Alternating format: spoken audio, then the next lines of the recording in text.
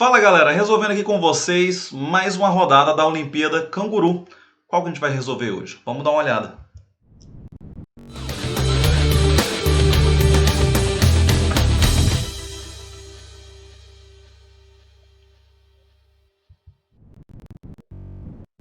E antes de começar, galera, senta o dedo nesse like, não fica tímido não. Se inscreve no canal, compartilha com 5, 10 amigos, aquele amigo seu da sala que também fez a Olimpíada, que também está com dúvida. Mostra para ele que você conseguiu fazer e veja com seu colega se ele conseguiu ou não fazer aquela mesma questão, tá bom? E sim, galera, chegamos no tão esperado nível S. Vamos resolver a prova que foi aplicada para a galera da terceira série do ensino médio. Então, sem enrolação, vamos lá para a primeira. E ele disse o seguinte: Paula está na Europa e consulta a previsão do tempo e temperaturas máximas no aplicativo do seu celular para os próximos 7 dias. Qual dos gráficos a seguir representa os máximos de temperatura diária para essa previsão? Então, beleza, galera. O que a gente pode fazer aqui? A gente pode fazer um estudo do que está acontecendo, porque ele nos trouxe as temperaturas e os dias da semana. Os dias da semana ali em inglês, mas dias da semana em inglês para a galera do terceiro ano, mais do que tranquilo, né? Então, a gente pode pensar ali nos valores, a gente olhar o valor máximo e mínimo. O valor que a gente tem, ó, menos 1, menos 4, 0, 0 graus, 3, menos 3 e menos 5. Então, a menor temperatura é menos 5 e a maior temperatura que nós temos é 3 graus. Então, a gente tem o mínimo e o máximo. Então, vamos pensar aqui numa espécie de um gráfico para isso. Questãozinha tranquila, né? Questãozinha light. Vamos colocar aqui a temperatura em graus Celsius. E vamos colocar aqui os dias da semana.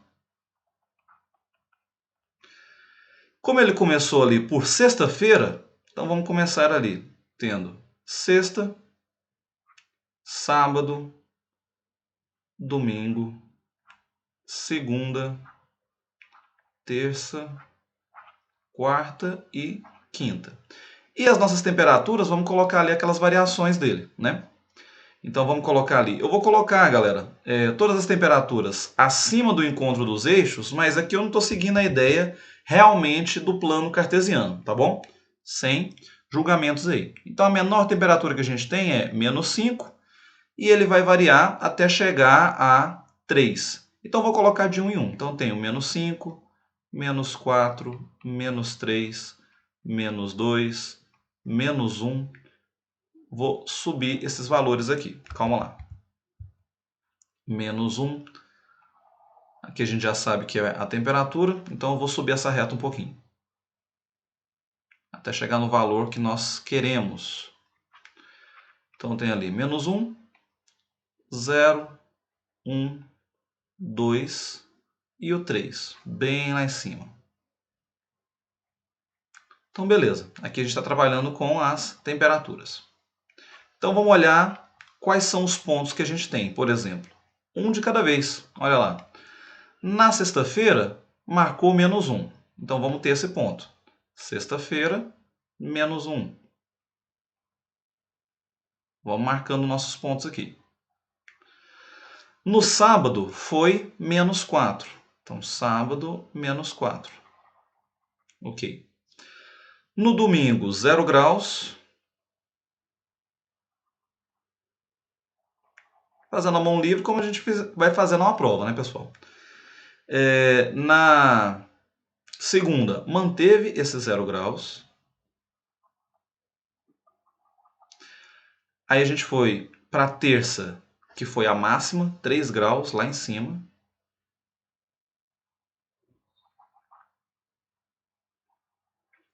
A quarta teve uma queda, foi para menos 3. E na quinta, para fechar, veio a menos 5. Ok. Então o nosso gráfico ele vai ficar com essa cara. Ele veio ali de menos 1 para menos 4, subiu a 0, se manteve, foi a 3, uma queda para menos 3 e depois menos 5. Então vamos olhar qual dos gráficos teve esse comportamento.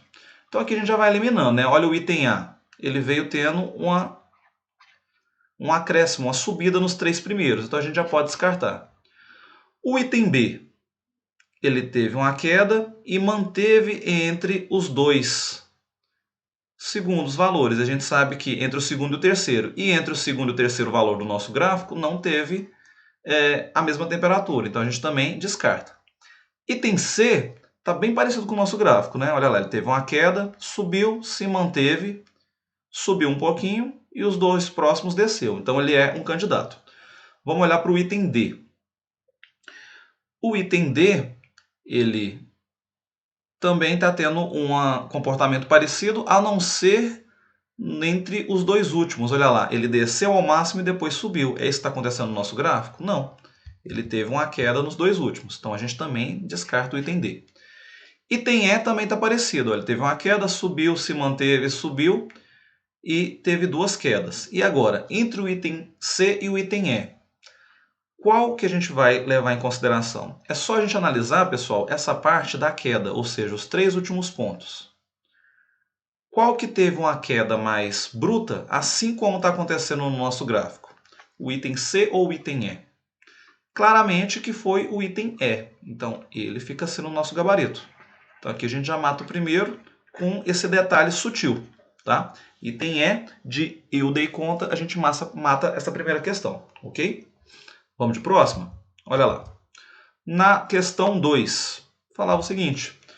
Quantos números inteiros existem no intervalo 20 a menos 21 até 20 menos raiz de 21 e 20 mais raiz de 21? Então, beleza. Aqui a gente pode fazer uma aproximação dessa raiz, pessoal, para a gente não sofrer. Que é o seguinte. O que a gente vai olhar ali? Raiz de 21. Claramente não é um valor exato. Só que a forma mais grosseira da gente aproximar uma raiz é eu encontrar uma raiz que eu conheça superior e inferior àquele valor. Por exemplo, raiz de 25 é maior do que 21. E a raiz de 16 é menor do que 21. E esses valores nós conhecemos. Raiz de 16 é 4, raiz de 25 é 5. Então, se a raiz de 21 está entre essas duas raízes, 16 e 25, o seu resultado também vai estar entre esses dois números, entre 4 e 5. Então, ele é 4, alguma coisa, que não nos interessa para essa questão. Por quê? Só com esse artifício a gente já resolve. Então, eu vou ter lá 20 menos 4, algum número. 20 menos 4, se fosse 4 inteiro, seria 16. Então, 20 menos 4, algum valor, a gente vai ter 15, alguns números decimais. E a outra parte? 20 mais a raiz de 21, ou seja, 20 mais 4, alguma coisinha. Isso claramente é 24, algumas casas decimais. O que ele pediu para a gente? Quantos números inteiros existe nesse intervalo? Ou seja, entre 15, alguma coisa e 24, alguma coisa. Quais são os números inteiros que a gente tem aqui? A gente tem o 16, 17, 18, 19, 20, 21, 22, 23 e o 24. Né? De parte inteira, a gente tem esses números. Tá, aqui é um intervalo pequeno, eu poderia contar todos eles, assim como eu escrevi aqui e contar. 1, 2, 3, 4, 5, 6, 7, 8, 9 valores. Mas se fosse um intervalo maior, né? A gente já sabe o nosso gabarito, já sabe que vai ser 9, vamos até já marcar lá, letra A de acertei. Beleza, a gente já matou a questão. Só que, e se fosse um intervalo maior? Será que eu teria que contar todos os elementos? Claro que não, né, pessoal? Aqui a gente fica já com uma dica extra. Pensa no intervalo pequeno, tipo 1, 2 e 3. Quero saber quantos números tem nesse intervalo. Basta subtrair as extremidades. 3 menos 1 é 2. E somo mais uma unidade, porque eu quero que aquela extremidade participe, o meu primeiro número também. Então, eu vou fazer mais 1. E realmente eu tenho 3 números nesse intervalo pequeno, né? 1, 2, 3. Se isso funciona para esse intervalo pequeno, também funciona para um grande. Então, de 24 até 15, quantos números eu tenho? Faz 24 menos 15. 24 menos 15, nós temos quanto? A gente tem 8. 8 mais 1, 9. Então, nesse intervalo, eu tenho 9 números, ok? Fica uma dica aí para quando for um intervalo maior, a gente não ter que contabilizar quantos números a gente tem dentro daquele intervalo, ok? Então, fica dessa forma aí. Vamos para a próxima, questão 3. Um cubo de lado 1 foi cortado em 2 blocos retangulares iguais. Qual é a área da superfície de cada um desses blocos? Então vamos lá, vamos fazer o nosso desenho aqui. Como se estivesse na prova, né? A mão livre. Então vamos desenhar aqui um cubinho.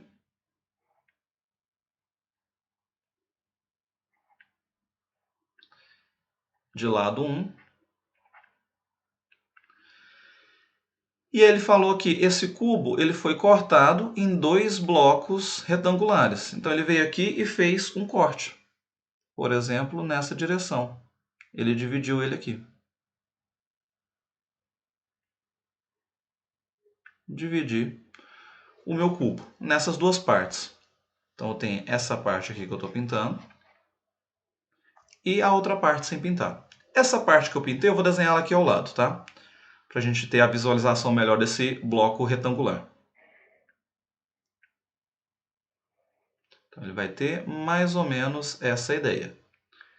E a gente tem que saber, deixa eu colocar ele aqui mais inclinado, para facilitar para a gente. E a gente tem que saber quais são as dimensões dele. Né? Então é como se eu tivesse pego aquele que eu risquei e trouxe para cá, beleza? E quais são as dimensões dele? A gente tem ali a lateral dele, aqui continua sendo 1. Aqui também é 1. Essa base toda que era 1, eu cortei em 2 partes iguais. Então aqui ficou sendo meio nessa parte. Né? Aqui nós temos meio. E aí ele quer o quê? Ele quer a área dessa superfície. Então beleza, vamos olhar aqui cada um com calma. Essa face, eu tenho uma face idêntica do outro lado. Então eu vou ter duas dessas faces, ok? Então 2 vezes a área dessa face, que é um retângulo. É base vezes altura. A base dele é 1 e a altura dele também é 1. Então 2 vezes 1 vezes 1. Mais, vamos olhar outra parte.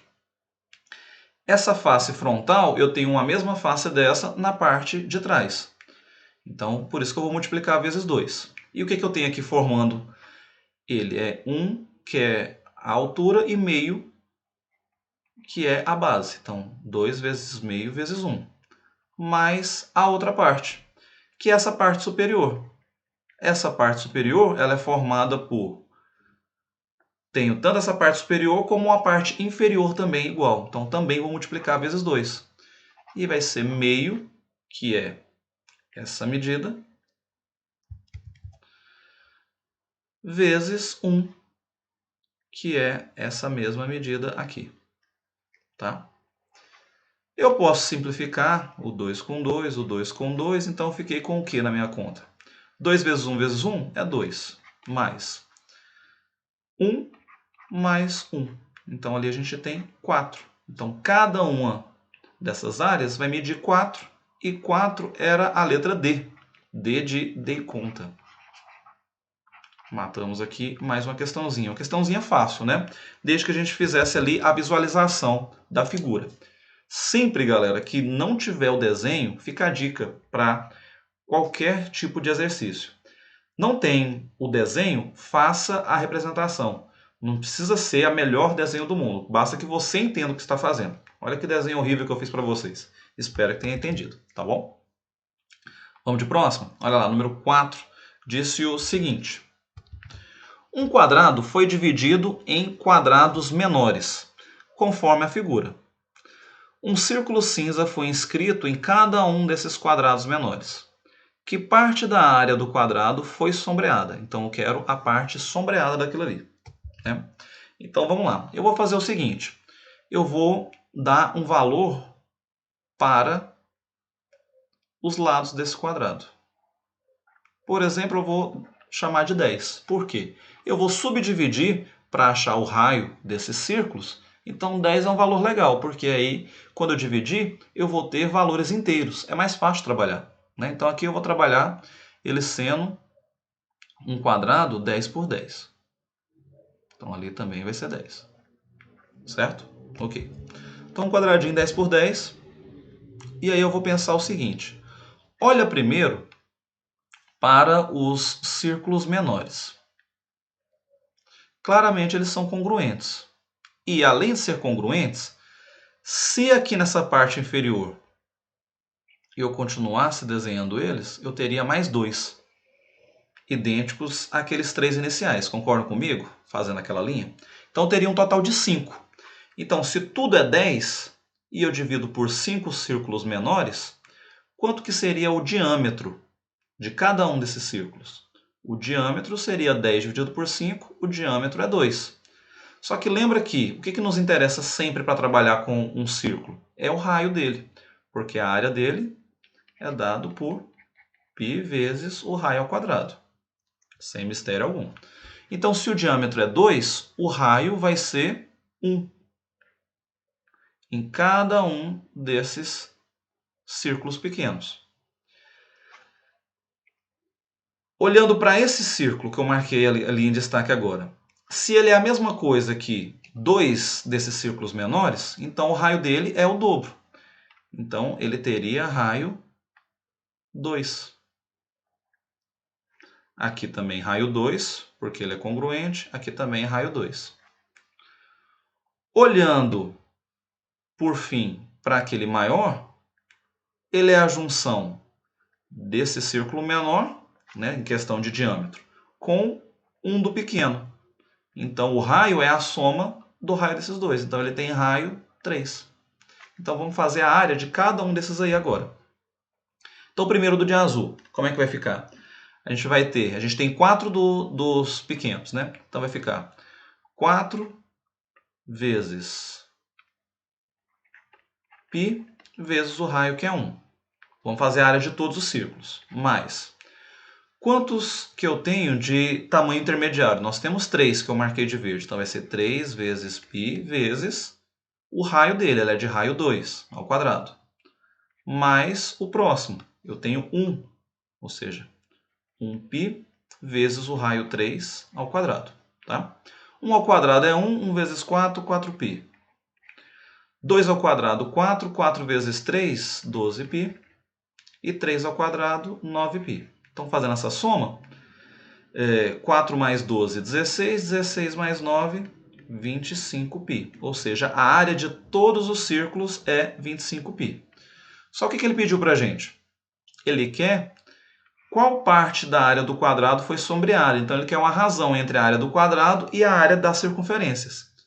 A área do quadrado, eu particularizei e chamei ele de lado 10. Mas, a partir desse lado 10, eu achei também a medida dos raios. Então, eu não estou modificando o meu exercício. Então, a área desse quadrado é 10 ao quadrado, que é 100. Então, eu vou fazer uma proporção, uma razão entre a área do quadrado e a área dos círculos. E aquilo ali a gente vai ter o seguinte. Na verdade, o contrário, né? O que era a área do círculo. Vamos inverter ali. A área do círculo sobre a área do quadrado. Então, eu vou ter o seguinte. A área dos círculos a gente achou sendo 25π. A área dos quadrados, 100. Então, simplificando isso daqui por 25, eu vou ter π sobre 4. E π sobre 4, a gente tem ali a letra E. Letra E de eu dei conta, eu matei o exercício. Beleza? Então, aqui a gente fecha mais uma questão, a questão de número 4. Né? A gente poderia ainda, galera, vou fazer ela aqui visualizando de uma forma diferente. Porque, como todos aqueles círculos são congruentes, você poderia ainda pensar assim, você tem o seu quadrado e apenas um círculo interno lá. E aí, se você falasse que ele é um quadrado de lado 10, o raio seria 5. Daria a mesma ideia, né? Seria a área dele 25π e o seu quadrado 100. Então, ficaria do mesmo jeito, certo? Só uma sugestão de outra forma para fazer a mesma questão com um pouco mais de facilidade, tá bom? Fechando essa primeira rodada, galera, questão de número 5. Falava o seguinte para a gente. Depois da tempestade, ontem à noite, o mastro da bandeira apareceu inclinado. Olhando a partir do noroeste, sua ponta aparece à direita do seu pé. Olhando a partir do leste, sua ponta também está à direita do seu pé. Em qual direção o mastro pode estar inclinado? Então, ok, vamos dar uma olhada nisso daí. Como que eu vou descobrir?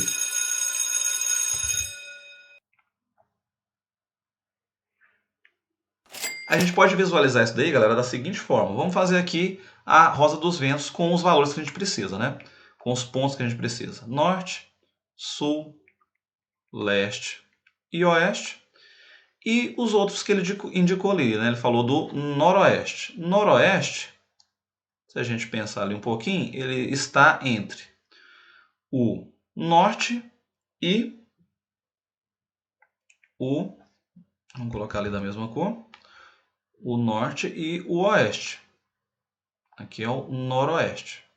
Não sei a sigla dele, fugiu aqui agora, então eu vou escrever noroeste. Porque entre o norte e o leste nós temos o nordeste. Que nós não vamos precisar nesse exercício, né? Basta o noroeste, que foi o que ele falou pra gente. E o outro é em relação a leste, então ok. Então o que ele falou, galera? Ele está olhando aqui dessa posição. Então aqui ele tem um olho. O cara está olhando dessa posição aqui.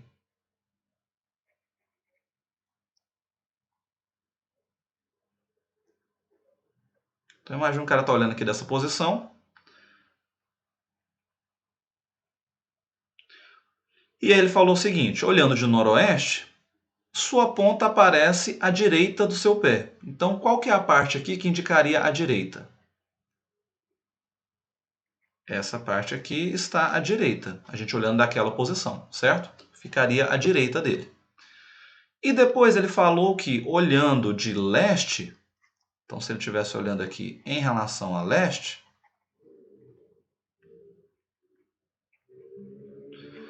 então a gente olharia nessa direção. Ele falou que também está à direita do seu pé. E qual é a parte direita? Toda essa parte superior. Então, como eu quero que atenda os dois ao mesmo tempo, qual parte que a gente quer? Eu quero esse encontro. Ou seja, o meu mastro ele tem que estar nessa parte, que atendeu tanto a direita do noroeste como a direita do nordeste. E a gente olhando agora, fica fácil a gente ver em qual das posições isso está acontecendo, né? Em qual dos itens a gente tem isso. Vamos ali eliminando de trás para frente. Olha lá, o item E está lá na parte de baixo, não nos interessa. Item D está na parte inferior também, não nos interessa. Item C está na parte superior, só que do lado contrário, não nos interessa. Item B também, então é o item A. Olha lá, ele está exatamente nesse quadrante entre norte e oeste, que é a parte que a gente fez ali no nosso desenho. Então, nosso gabarito aqui, letra A. A de acertei, matei mais uma questãozinha. E aqui a gente fecha os 5 primeiros do nível S, tá, galera? E aí, eu quero saber de você aqui nos comentários. Acertou esses 5 primeiros? Se você era de outro nível, conseguiria resolver esses aí? Fica calmo que a gente vai fazer toda a prova, galera. Se a gente ainda não fez de outros níveis, aguarda que a gente também vai estar comparecendo aqui com todas as provas da Olimpíada Canguru de todos os níveis de 2021. Beleza? Aguardo vocês na próxima. Se inscreve aí no canal, galera. E até a próxima resolução, aula ou dúvida de vocês. Tchau, tchau.